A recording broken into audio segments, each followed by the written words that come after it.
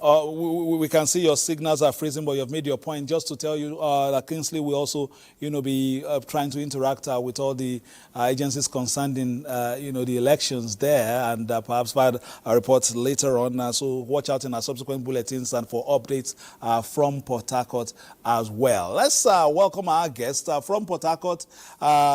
There we have a legal practitioner, Gift Ebulu. Is there in Port Harcourt joining us via Zoom. Thank you very much, Gift Ebulu from Port Harcourt.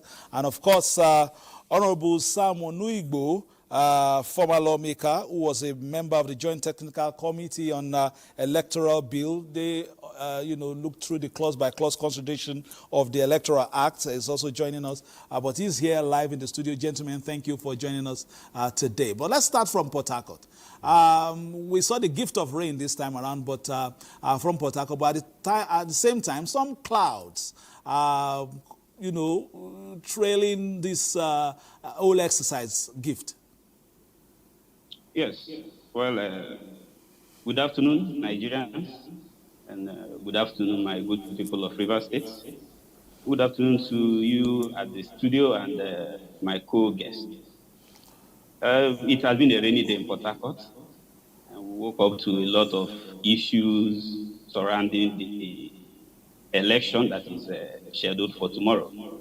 We've seen protests from political actors, and we've also seen the conduct of the security personnel, which to some of us raises concern, but that has been the case. We await what happens later, but the state government has maintained that they are holding the election, and Rivers people, I believe, are ready for the election. All right, let's welcome Honorable Sam Onuigbo. You pushed for this in the electoral bill while you were doing your clause-by-clause consideration. But what were your considerations, looking at all this and the push and show as to who does what, court cases flying in and out? What are your comments as your early intervention, first of all?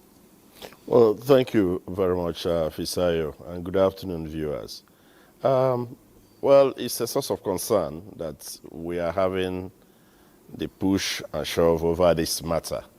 What we tried to do when we were working in the Joint Technical Committee of the National Assembly that was chaired then by Senator Kabiru Gaya was to look for ways of ensuring that local government election is conducted in line with the provisions of the Electoral Act.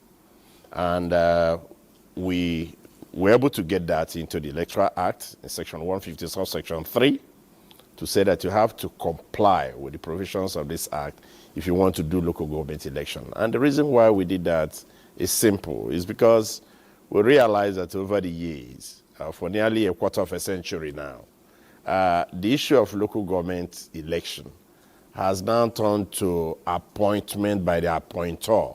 Well, they call it election, but once the ruling party, selects those they want to announce, and that's what they say is an election.